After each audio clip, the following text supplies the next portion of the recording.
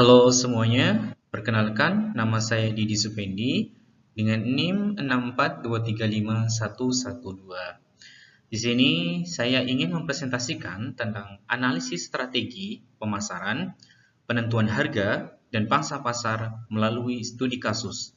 Di sini saya akan membahas 5 kasus. Yang pertama adalah untuk produk baru dari iQOO 13 dari Vivo ya.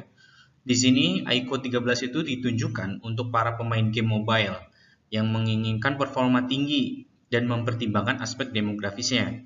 Produk ini menyasar pengguna pemuda usia dari 18 sampai 35 tahun yang memiliki pendidikan dari tingkat menengah hingga tinggi serta menunjukkan minat dalam permainan dan teknologi seluler atau ponsel ya. Dan targetnya adalah penekanan pada konsumen yang mencari smartphone permainan dengan spesifikasi yang unggul. Dengan iQOO 13 ini dapat menarik lebih banyak pengguna yang mengutamakan kualitas grafis dan kinerja dalam gaming ponsel jika dibandingkan dengan harga yang ditawarkan. Ada positioning itu sendiri adalah iQOO 13 ini diposisikan sebagai smartphone gaming premium dan dengan harga yang lebih terjangkau dibandingkan beberapa ponsel gaming yang lain seperti Asus ROG dan Poco F7 Ultra. Produk ini memprioritaskan kualitas tinggi, kinerja optimal, dan harga yang lebih bersaing. Untuk penetapan harga iQOO sedikit lebih rendah dibandingkan pesaing seperti Poco F7 Ultra, namun dengan spesifik yang sangat kompetitif. Perbandingan dengan produk Poco yang lebih terjangkau dapat memengaruhi pilihan konsumen dan memilih produk iQOO. Dan produk iQOO ini memberikan performa luar biasa berkat Snapdragon Gen 8 Elite. RAM-nya yang berisi 16 GB dan penyimpanannya bisa sampai 512 GB. Produk ini memiliki keunggulan teknis yang signifikan.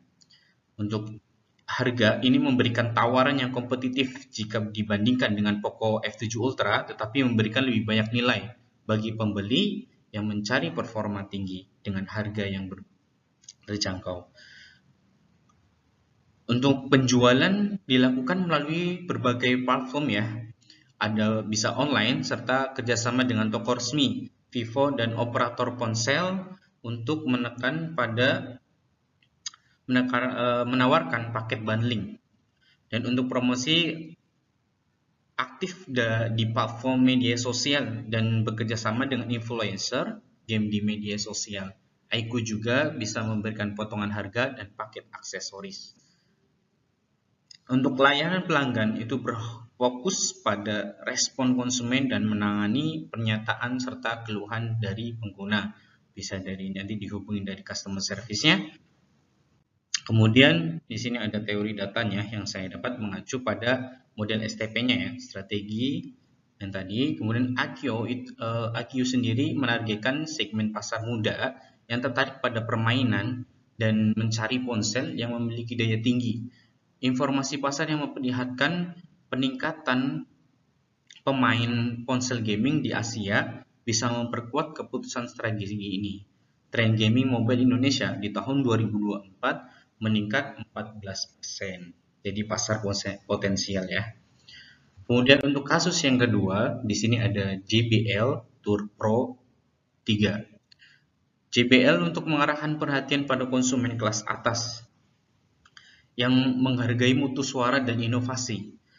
Kelompok ini biasanya berusia antara 25 hingga 45 tahun. Memiliki daya beli yang tinggi dan cenderung memilih perangkat audio yang berkualitas tinggi. Karena ini produk baru yang memiliki segmen pasar menengah atas yang lebih mungkin membeli produk audio premium serta individu yang memperhatikan kualitas suara dan fitur-fitur terbaru dari JBL Tour Pro 3 ini. JBL Tour Pro 3 ini diposisikan sebagai earbud TWS kelas atas dengan desain yang unik, kualitas yang audio yang sangat baik, Berbeda dengan pesaingnya Sony atau Bose, JBL menyoroti fitur kotak yang cerdas, istimewa, dan keunggulan suara yang luar biasa. Dengan fitur-fitur ada touchscreen-nya, kemudian untuk harga premium itu sekisar 5 juta.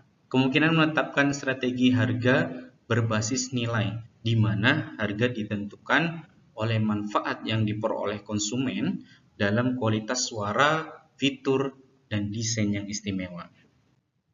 Kemudian untuk produk fitur utama meliputi casing cerdas, kemudian ada konektivitas Bluetooth sekitar 3,5, serta suara JBL spatial 360 imersif dengan pelacakan kepala ya. Biaya yang lebih tinggi dibandingkan pesaing mencapai sekitar 5 juta, namun memberikan nilai tambahan bagi pelanggan yang mengutamakan kualitas suara terbaik. Untuk flash didistribusikan dilakukan melalui gerai elektronik premium, toko online, dan jaringan distribusi di pusat perbelanjaan besar. Promosi ini melalui iklan, media sosial, dan kolaborasi dengan musisi atau influencer di industri musik. Physical evidence, pengalaman atau pengguna ditingkatkan dengan desain yang berkualitas, serta layanan purna jual yang memuaskan. Cara JBL menjaga posisi di pasar audio premium. Untuk pembaruan teknologi, JBL sendiri secara konsisten meluncurkan produk dengan teknologi terkini. Contohnya layar sentuh atau touchscreen pada casing pengisi dayanya dan Bluetooth LE audio. Ciri khas suara JBL, suara bass yang mendalam dan karakter suara yang sudah dikenal luas menjadi faktor pembeda utamanya.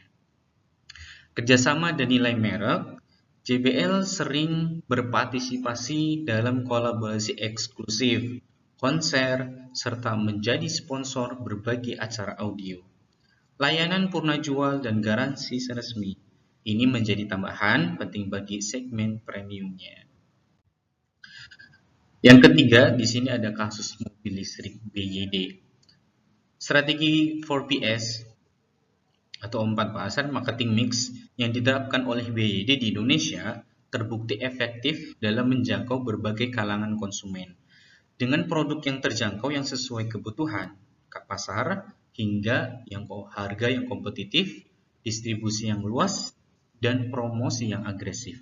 BYD berhasil menciptakan kesadaran yang tinggi terhadap kendaraan listrik serta mereknya di Indonesia.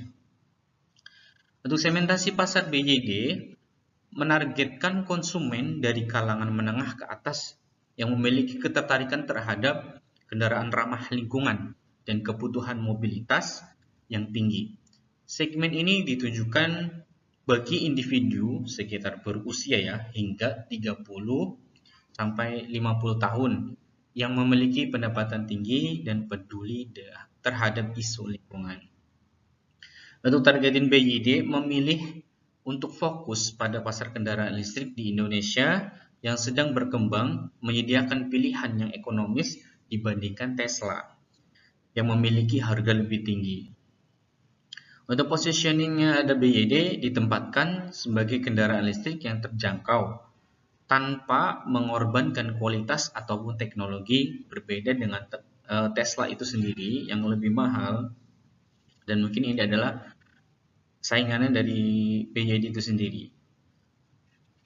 BYD mungkin akan menerapkan strategi harga penetrasi dengan menawarkan harga yang lebih menarik untuk menarik minat konsumen yang berminat pada mobil listrik, tetapi enggan mengeluarkan uang lebih untuk produk premium seperti Tesla.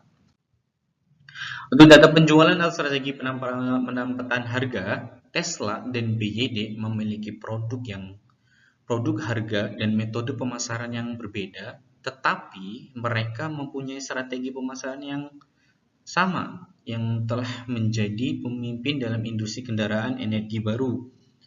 Dapat dilihat bahwa ada strategi pemasaran yang pasti dan layak di setiap pasar, dan setiap merek memiliki strategi yang dapat diterapkan sendiri. Menurut data statistik, dapat disimpulkan bahwa penjualan tahunan BYD pada tahun 2024 mencapai 4,272 juta kendaraan, meningkat 41,26% dari tahun ke tahun, menjadikannya perusahaan dan merek mobil teralis di pasar otomotif Tiongkok. Pangsa pasar BYD di Tiongkok sekitar 16,2%, yang setara dengan 1 dari setiap 6 mobil penumpang merupakan produk BYD. Dan untuk penjualan Tesla, untuk pesaing dari BYD ini, Tesla dipasarkan di Tiongkok pada tahun 2024 mencapai 657.000 unit, meningkat 8,8% dari tahun ke tahun. Meskipun penjualan Tesla meningkat, pangsa pasarnya menurun dari 7,8% pada tahun 2023 menjadi 6% pada tahun 2024. Masih tertinggal dari BYD, yang menunjukkan bahwa lokalisasi lebih populer di pasar Tiongkok. Strategi pemasaran dan bauran pemasaran dari produk mobil listrik dengan teknologi canggih dan harga yang lebih terjangkau dibandingkan Tesla. Untuk harga yang lebih murah dan memberikan nilai lebih untuk konsumen yang ingin mencoba kendaraan listrik. Untuk distribusi melalui dealer resmi dan bisa online, dengan dukungan penuh untuk jaringan pengisian daya di kota-kota besar. Promosi melalui kemitraan dan pemerintah atau lembaga yang mendukung kendaraan ramah lingkungan. Physical evidence fokus pada peningkatan pengalaman pengguna dari pembelian hingga pemeliharaan mobil listrik. Di sini ada kasus yang keempat, yaitu kebangkrutan Tupperware ya. Ada beberapa faktor yang menyebabkan kebangkrutannya Tupperware itu sendiri. Yang pertama adalah kegagalan berinovasi dengan kurangnya inovasi-inovasi baru dari produknya. Kemudian ada yang kedua, strategi pemasaran yang tidak efektif, yang masih ketinggalan. Untuk yang ketiga, ketergantungan pada jaringan distribusi. Yang keempat, kurangnya pengembangan produk dari produk itu sendiri yang kurang menarik di pangsa atau tren sekarang. Keterlambatan menghadapi pesaing, kurangnya persiapan untuk datangnya pesaing sehingga membuat bangkrutnya dari Tupperware. Segmentasi Tupperware itu sendiri menargetkan pasar menengah ke atas, khususnya ibu rumah tangga yang mencari produk penyimpanan makanan berkualitas. Untuk targetingnya fokus pada pasar global yang memerlukan solusi penyimpanan yang praktis dan tahan lama. Positioning Tupperware diposisikan sebagai merek premium dalam kategori penyimpanan makanan. Namun, kurangnya berhasil dalam mengikuti perubahan tren pasar. Untuk penetapan harga mungkin terlalu tinggi untuk segmen yang lebih luas ya, yang beralih ke alternatif yang lebih murah dan mudah diakses. Untuk pesaing Tupperware itu mungkin banyak, tapi saya memasukkan pesaingnya satu aja. Dan ini yang pertama adalah Lock and Lock. Itu bahasa merek dari Korea Selatan ini menjadi pesaing kuat Tupperware yang sekarang masih ada. Lock and Lock ini dikenal dengan material berkualitas tinggi, desain modern, dan kedap udara. Jadi produk ini itu baik dari plastik bebas BPA maupun kaca tanahan panas. cocok untuk menyimpan makanan, serta microwave dengan desain ramah lingkungan dan minimalis. Lock and lock semakin diminati konsumen milenial, apalagi sekarang. Kemudian produknya, meskipun memiliki kualitas yang sangat baik untuk Tupperware itu sendiri, produk ini tidak banyak melakukan inovasi dalam hal desain dan fungsionalitas. Makanya untuk konsumen agak menurun karena inovasi dan desainnya itu agak mungkin kurang. Untuk harga, biaya yang ditawarkannya mungkin lebih tinggi dibandingkan pesaing yang menyediakan barang serupa dengan harga yang lebih terjangkau.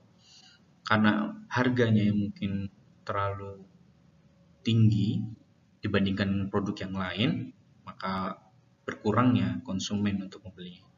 Untuk tempat jaringan distribusi yang terbatas serta pendekatan pemasaran yang tergantung pada penjualan langsung memerlukan perbaikan. Promosi, minimnya promosi yang sesuai dengan perkembangan tren konsumen terkini. Karena kurangnya promosi itu juga berpengaruh pada kebangkrutannya Tupperware. Physical evidence, tidak cukupnya penyesuaian terhadap kebutuhan pasar yang terus berubah. Jadi harus bisa mengikuti tren untuk bangsa, zaman, dan sekarang. Teori dan data pendukungnya, Tupperware tidak berhasil menganggapi pergeseran dalam selera konsumen dan perubahan di pasar yang mengakibatkan hilangnya relevansi. Ini yang pertama.